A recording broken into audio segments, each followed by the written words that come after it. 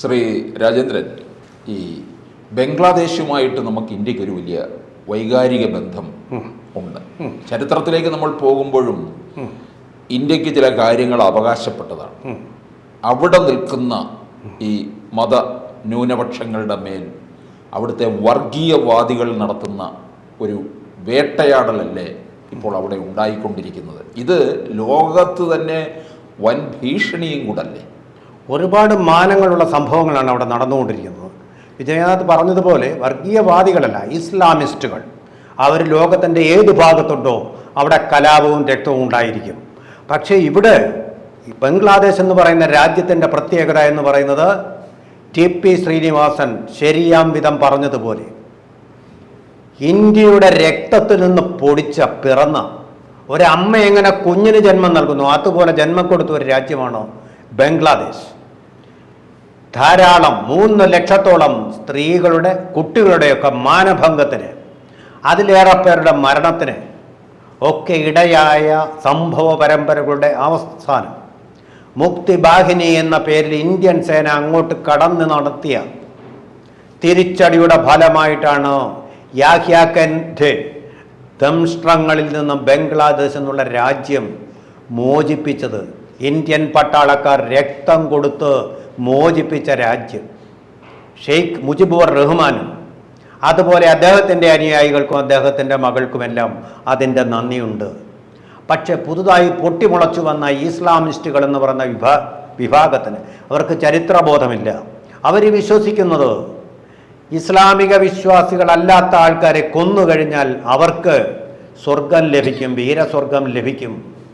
അവിടെ ജിന്നുകളോടൊപ്പം മാലാഖമാരോടൊപ്പം സുന്ദരികളായിട്ടുള്ള സ്ത്രീകളോടൊപ്പം അഭിരമിച്ചുകൊണ്ട് തേനും പാലും ഒഴുകുന്ന നദിയുടെ കരയിൽ വസിക്കാം എന്നൊക്കെയുള്ള മൂഢമായ വിദ്യാഭ്യാസത്തിൻ്റെ, ഗുപ്തമായ വിദ്യാഭ്യാസത്തിൻ്റെ ഇരകളാണ് ഇന്നത്തെ തലമുറകൾ.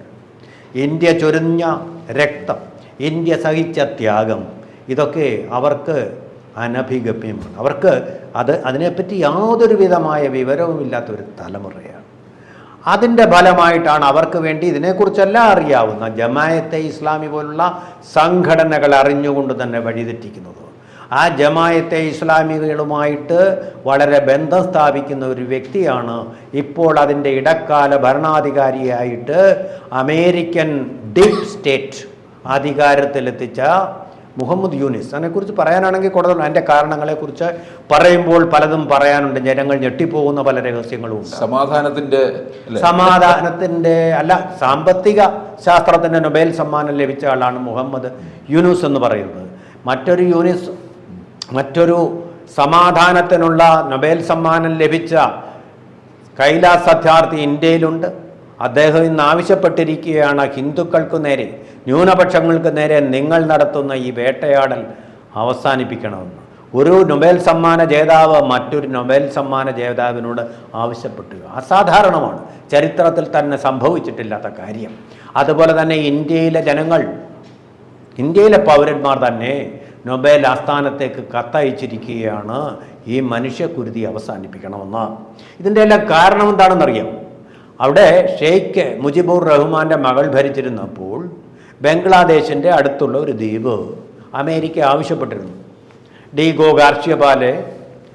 ഗാർഷ്യ പോലെ അവരുടെ മിലിറ്ററി തന്ത്രങ്ങൾക്ക്, അവരുടെ സൈനിക വ്യൂഹങ്ങൾക്ക് താവളമായിട്ടും ചൈനയ്ക്കെതിരെയുള്ള സൈനിക നടപടികൾക്ക് വേണ്ടിയും ഒക്കെ അത് ഷെയ്ഖ് മുജിബുർ റഹ്മാൻ്റെ മകൾ അത് കൊടുത്തില്ല. അത് കൊടുക്കാത്തതിൻ്റെ പേരിലാണ് അവരെ മാറ്റിക്കൊണ്ട്, കലാപങ്ങൾ അഴിച്ചുവിട്ടുകൊണ്ട് അമേരിക്കൻ ഡീപ് സ്റ്റേറ്റ് ഇത്തരം ഒരു കൊടുംചതി ചെയ്തു. ഇതിലെ ഷെയ്ഖ് മുജിബുർ റഹ്മാൻ്റെ മകളോട് ഏറ്റവും അധികം നന്ദി കാണിക്കേണ്ടത് ചൈനയാണ്. കാരണം ചൈനയ്ക്കെതിരെ ഉണ്ടാകുമായിരുന്ന അമേരിക്കയുടെ ഡീപ് സ്റ്റേറ്റ് ആക്ഷൻ ഇല്ലാതാക്കിയത് ആ സ്ത്രീയാണ്. അതെ, ആ സ്ത്രീ തന്നെയാണ്. ആ സ്ത്രീയാണ് ഇന്ത്യയിലേക്ക് പലായനം ചെയ്തിരിക്കുന്നത്. ആ സ്ത്രീയോട് നന്ദിയില്ലാത്ത ചൈന എന്താണ് ചെയ്തതെന്നറിയാം. ഇവിടെ ഈ പൊളിറ്റിക്കൽ ഇസ്ലാമിൻ്റെ കളികൾക്ക് കളമൊരുക്കുന്ന ആ സംഘടനയുടെ പ്രതിനിധികളെ, ജമായത്തെ ഇസ്ലാമി ബംഗ്ലാദേശ്, ആ സംഘടനയുടെ പ്രതിനിധികളെ അവർ ചുവപ്പ് പരവതാനി നൽകി സ്വീകരിച്ച് ആനയിച്ച് അവിടെ ഒരിക്കലും അവിടെ കടത്താൻ പാടില്ലാത്ത ഈ പൊളിറ്റിക്കൽ ഇസ്ലാമിൻ്റെ ഭാഗമായിട്ടുള്ള ലോകം മുഴുവൻ ഇസ്ലാമിക രാഷ്ട്രം സ്ഥാപിക്കാൻ ശ്രമിക്കുന്ന ആ സംഘടനയ്ക്ക് പരവതാനി വിരിച്ചു കൊടുത്തു. നന്ദി കെട്ട ചൈന. ഇതൊക്കെയാണ് ഇപ്പോൾ നടന്നുകൊണ്ടിരിക്കുന്നത്. ഇപ്പോൾ എന്നിട്ടോ മുഹമ്മദ് യൂനുസിനെ ഇന്ത്യയിൽ നിന്നുള്ള മുഹമ്മദ് യൂനുസ് എന്ന് പറയുന്ന ആ യൂസ്ലെസ്സിനെ, വാസ്തവം പറഞ്ഞാൽ അതാ, ഇത്രയും നാൾ ഈ കലാപം തുടരുന്നു. പലതവണ അമേരിക്കയിലെ നിയുക്ത ഭരണാധികാരിയായിട്ടുള്ള ഡൊണാൾഡ് ട്രംപ് ഉൾപ്പെടെയുള്ള ആൾക്കാർ ആവശ്യപ്പെട്ടിട്ടും ഈ കലാപത്തിന് ഒരു തടയിടാൻ കഴിയാത്ത യൂസ്ലെസ് യൂനുസ് പറയുന്നത് എന്താണെന്നറിയാം. അതായത് ഇന്ത്യയിലിരുന്നുകൊണ്ട് അവിടെ നിന്ന് പലായനം ചെയ്ത മുൻ പ്രധാനമന്ത്രി ഇവിടെ ഇരുന്നു കൊണ്ട് ഓരോരോ വർത്തമാനങ്ങൾ പറയുന്നു, അഭിപ്രായങ്ങൾ പറയുന്നു. അവർക്ക് സഹിച്ചില്ല. അതും പറയുന്നത് എന്നാണ് ലോക മനുഷ്യാവകാശ ദിനത്തിൻ്റെ അതേ ദിവസം തന്നെ. ആരോടാണ് പറയുന്നത്? ഇന്ത്യയുടെ വിദേശകാര്യ സെക്രട്ടറി ആയിട്ടുള്ള വിക്രം മിസ്ത്രിയോട്. അദ്ദേഹത്തിനല്ലാതെ വേറൊരു പരാജയമില്ല. കൃഷ്ണ ചൈതന്യ എന്ന് പറയുന്ന ആളിനെ അദ്ദേഹം ഒരു കുറ്റക്കാരനാണെന്നോ കുറ്റവാളിയാണെന്നോ പതാകയെ അപമാനിച്ചെന്നോ പറയുന്നില്ല. പറയുന്നത് ഈ ഒരു സ്ത്രീ പലായനം ചെയ്തു വന്ന ആ സ്ത്രീ അഭിപ്രായങ്ങൾ പറയുന്നു. ബംഗ്ലാദേശ് പൗരയായ ഒരു സ്ത്രീ ഇവിടെ ഇരുന്ന് അഭിപ്രായം പറയുന്നു. ഈ അഭിപ്രായം പറയുക എന്ന് പറയുന്നത് ഒരു കുറ്റമാണ്. ഇന്ത്യയുടെ ഭരണഘടന 19(1)A അനുവദിച്ചു കൊടുത്തിരിക്കുന്ന ഒരു കാര്യമാണ് അഭിപ്രായ സ്വാതന്ത്ര്യം എന്ന് പറയുന്നത്. ലോക മനുഷ്യാവകാശ ദിനത്തിൽ മനുഷ്യന് ഏറ്റവും ആവശ്യമായിട്ട് ഉള്ളത് അവൻ്റെ അഭിപ്രായ പ്രകടനത്തിനുള്ള സ്വാതന്ത്ര്യമാണ്. ബംഗ്ലാദേശിന് അതാണ് വർഷങ്ങൾക്ക് മുമ്പ് ഇന്ദിരാഗാന്ധിയുടെ നേതൃത്വത്തിൽ ഇന്ത്യൻ പട്ടാളം വാങ്ങിച്ചു കൊടുത്തത്. അതാണ് ഇന്ന് അനുഭവിക്കുന്നത്.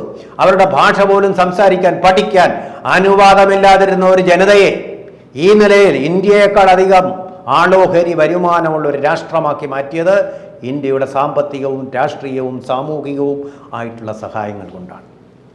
പക്ഷെ അവിടെ നന്ദി കെട്ട കുറേ പ്രജകൾ കൂടിയിട്ട് അതിനേക്കാളിലൊക്കെ മുകളിലുള്ളത് തങ്ങളുടെ മതമാണെന്ന് വിശ്വസിക്കുന്ന ഇസ്ലാമിസ്റ്റുകൾ ഹിന്ദുക്കളെ കൊല്ലുന്നു എന്നതിലിപ്പോൾ ആനന്ദം കണ്ടെത്തുക. ഹിന്ദുക്കളെ മാത്രമല്ല, ഇസ്ലാം അല്ലാത്ത എല്ലാവരെയും കൊന്നു ന്യൂനപക്ഷങ്ങൾ തുടർന്നുകൊണ്ടിരിക്കുകയാണ്. ആ കലാപം ഹിന്ദുക്കളല്ലാതെ പിന്നെ വരുന്ന മറ്റു ചിലരും ഉണ്ട്. സിഖുകാരുണ്ട്, അവിടെ ക്രിസ്ത്യാനികളുണ്ട്, ബുദ്ധമതക്കാരുണ്ട്, ജൈന മതക്കാരുണ്ട്, പാഴ്സികളുണ്ട്. അങ്ങനെ പലവിധമായിട്ടുള്ള ന്യൂനപക്ഷ മതങ്ങളുണ്ട്. അവിടെ പീഡിപ്പിക്കപ്പെടുകയാണ്. ഇത് ഇപ്പോൾ പണ്ടെങ്ങും ഉണ്ടാകാത്ത വിധം ഐക്യരാഷ്ട്രസഭയ്ക്ക് മുമ്പിൽ, അമേരിക്കൻ ഭരണകൂടത്തിനു മുമ്പിൽ എല്ലാം തന്നെ ഹിന്ദുക്കൾ ഇതിനെതിരെ പ്രതിഷേധം ഉയർത്തുകയാണ്. അപൂർവമായിട്ടാണ് ഹിന്ദുക്കൾ കാശ്മീർ താഴ്വരകളിൽ പണ്ഡിറ്റുകളെ കൊന്നൊടുക്കി കുഴിച്ചു മൂടിയപ്പോൾ പോലും ഉണരാത്ത ഒരു പ്രതിഷേധം ഇന്ന് ലോക രാഷ്ട്രങ്ങളുടെ തലസ്ഥാനങ്ങളിൽ വീശിയടിച്ചുകൊണ്ട് ജ്വാലയായി പടർന്നുകൊണ്ടിരിക്കുകയാണ്. ഈ ജ്വാലയിൽ ഈ ഇസ്ലാമിസ്റ്റ് ഭരണകൂടം കത്തിയെരിയും. പക്ഷേ ഇന്ത്യ ഇക്കാര്യത്തിൽ തൽക്കാലം ഇടപെടാത്തതിന് ചില നയതന്ത്രപരമായിട്ടുള്ള കാരണങ്ങളുണ്ട്. അമേരിക്കയിൽ ഡൊണാൾഡ് ട്രംപ് ഒന്ന് അധികാരത്തിൽ വരട്ടെ, അപ്പോൾ നമുക്കറിയാം ഇതെങ്ങോട്ടാണ് പോകുന്നത്, ഇതിൻ്റെ തൽസ്ഥിതി. മുഹമ്മദ് യൂനുസ് എന്ന് പറയുന്ന യൂസ്ലെസ് ആയിട്ടുള്ള ഭരണാധികാരി, ഈ പാവ ഭരണകൂടത്തെ നയിക്കുന്ന ആൾ എത്ര നാൾ കസേരയിലുണ്ടാവും? ട്രംപ് വന്നു കഴിഞ്ഞ് ജനുവരി 20 അമേരിക്കൻ പ്രസിഡന്റ് സ്ഥാനത്ത് ഡൊണാൾഡ് ട്രംപ് ഇരുന്നു കഴിഞ്ഞാൽ, അധികാരമേറ്റു കഴിഞ്ഞാൽ അധിക കാലമൊന്നും ഓടുകയില്ല മുഹമ്മദ് യൂനുസിൻ്റെ ഭരണം. അതായത് വിഷം കൊണ്ടെടുക്കുക എന്ന് പറയുന്ന പോലെ, ഉഷ്ണേന ശാന്തി എന്ന് പറയുന്ന പോലെ, ആരാണ് ഏത് സ്റ്റേറ്റാണ് അദ്ദേഹത്തെ അവരോധിച്ചത് ആ സ്റ്റേറ്റ് തന്നെ അദ്ദേഹത്തെ പിൻവലിക്കുമെന്നുള്ളത് നമുക്ക് അനുക്തസിദ്ധമായിട്ടുള്ള ഒരു ചരിത്ര സത്യം. അപ്പം ഞാൻ ചോദിച്ചോട്ടെ, ഇന്ത്യയുടെ നേരെ ഇതിന് അറ്റാക്ക് ചെയ്യാനുള്ള ഒരു ശ്രമമായിരിക്കാം ഒരുപക്ഷെ അവർ നടത്തുന്നത് എന്ന് നമുക്ക് പലപ്പോഴും മനസ്സിലാക്കേണ്ടിയിരിക്കുന്നു എന്നുള്ളതാണ് അല്ലേ? അതെ അതെ, ഇതിന് തീർച്ചയായിട്ടും അമേരിക്ക തന്നെ അതിനുള്ള ഉത്തരം കൊടുത്തുകൊള്ളും. അതുകൊണ്ടാണ് മോദി തൽക്കാലം മൗനമായിട്ട് ഇനി ഏതാനും ദിവസങ്ങൾ മാത്രം. കൂടുതൽ വാർത്തകളും വിശേഷങ്ങളും നിങ്ങളിലേക്ക് എത്താൻ ABC മലയാളം സബ്സ്ക്രൈബ് ചെയ്യുക, ബെൽ ബട്ടണും അമർത്തുക.